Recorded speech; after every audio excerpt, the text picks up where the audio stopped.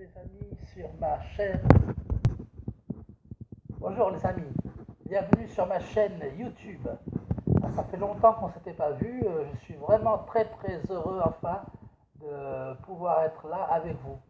Vous m'avez manqué et là je ne pouvais pas ne pas être là pour Avengers Infinity War.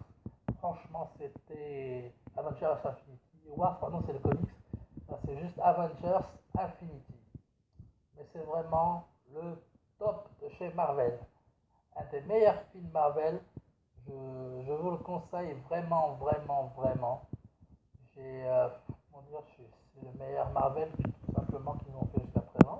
Bien que je suis quelqu'un qui aime beaucoup les films de super-héros, même si à la base je suis plus DC Comics que Marvel, c'est parti vraiment, c'est le meilleur Marvel. Il y a déjà du Marvel que j'avais beaucoup apprécié, comme les Canons de la Galaxie, Doctor Strange ou quelques Spider-Man, les X-Men, dont je suis fan.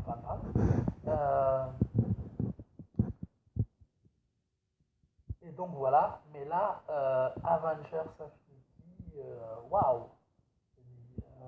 Euh, j'ai vraiment été surpris et agréablement. Euh, Déjà, le méchant, Thanos, la classe totale, c'est vraiment le méchant que tout le monde attendait. Marvel, du côté méchant, nous avait habitués à vraiment du pas super bon, pas génial, quoi. Et voilà. Donc là, le méchant, super méchant. Humain, un côté pas le méchant bourrin, genre je vais pas se poser la terre parce que je suis un sale méchant. Non, c'est pas ça, c'est Thanos a vraiment des motifs presque justes.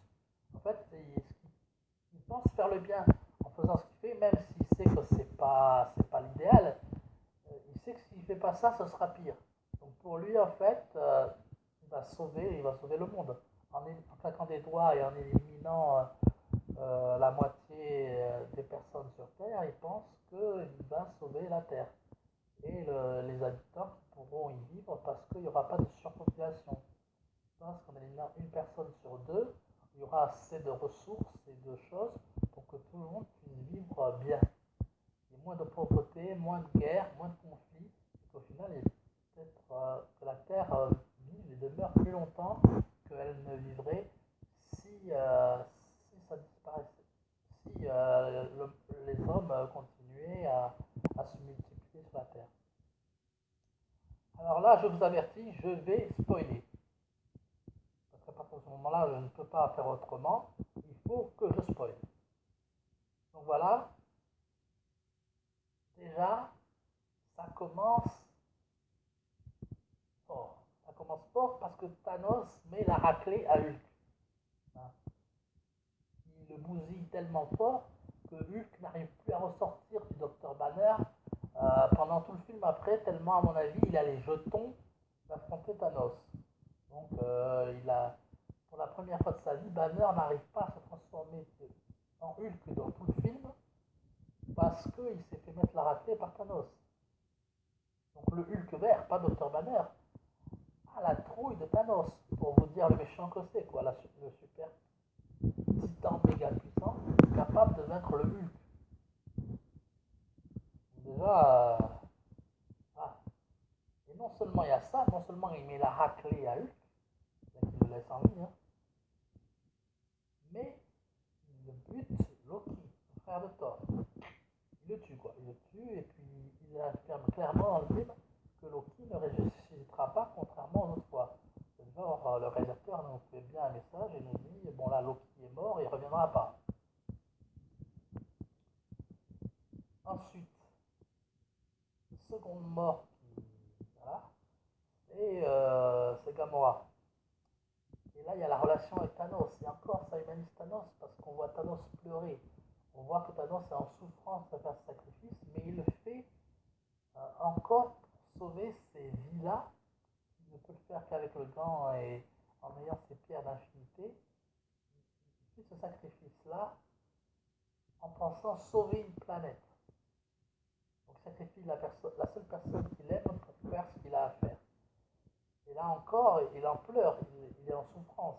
Donc ça humanise beaucoup Thanos. Cette relation avec Gamora, où on la voit aussi petite dans un flashback et tout ça. C'est vraiment très émouvant. C'est un des Marvel les plus émouvants au niveau des émotions, je pense. Et ensuite, la bataille finale, c'est le choc total, quoi. Euh, il retrouve le gant, il a suffisamment de pierres d'infinité, il pénètre sur les lieux et puis il arrive à faire son claquement de doigts, Thanos. Et la moitié des super-héros qu'on aime, ce sont des intégrés. Ça va de Spider-Man quand même, Spider-Man, hein, une figure Marvel. Ça va de lui au Gardien de la Galaxie, à Black Panther, à Doctor Strange. Je veux dire, Doctor Strange n'a eu qu'un film. Black Panther n'a eu qu'un film.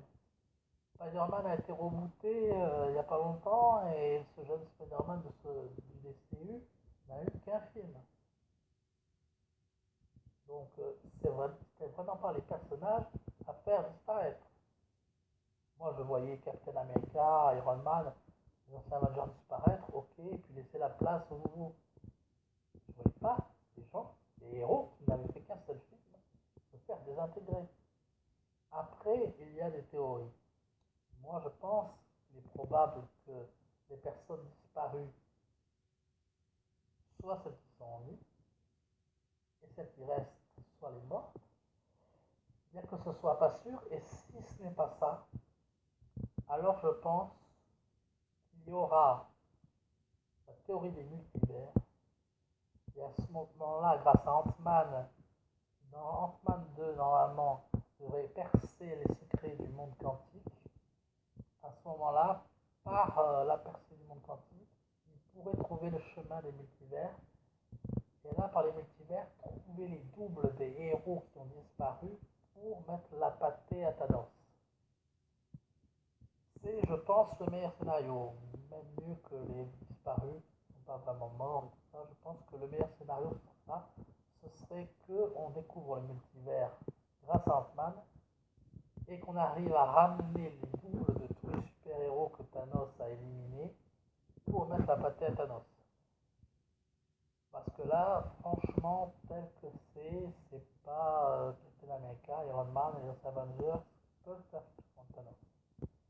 Bien que l'appel aussi de Captain Marvel, cette nouvelle héroïne que j'espère être l'équivalent de Wonder Woman pour le qu'elle a été pour le DCU, pour l'univers Marvel, il faut que ce soit ça. Il faut que ce soit une super héroïne 100 fois plus forte que Black Widow, plus charismatique et plus intéressante. Que ce soit enfin une héroïne féminine, Marvel, qui représente les femmes et qui soit cool. Parce que là, Marvel, le côté féminin, ils ont des petits problèmes encore. DC ont fait le meilleur film pour l'instant avec une femme héroïne, Wonder Woman. Ce film était génial. Il faut que Marvel, s'ils veulent perdurer, quoi, s'ils veulent suivre les traces, s'ils veulent que les femmes soient bien représentées, il faut qu'ils arrêtent avec le genre Black Widow et qu'ils fassent vraiment une héroïne classe à la Wonder Woman version Marvel. Et j'espère que ce sera le cas du Captain Marvel. Désolé. Donc voilà. Avengers Infinity Wars. Ah, allez le voir. Meilleur Marvel, tout simplement. Si vous aimez les super-héros, vous ne pouvez pas le louper. Il ne faut pas le louper. Donc je vous dis, j'espère que vous avez aimé cette vidéo. Je vous dis à une prochaine fois. Portez-vous bien et que la force soit avec vous, mes amis. Et ne vous inquiétez pas, la prochaine fois je serai plus rapide et vous aurez très vite des nouvelles sur la chaîne Geek Cinéma Fan. Venez nombreux, invitez vos amis et voilà. Que la force soit avec vous.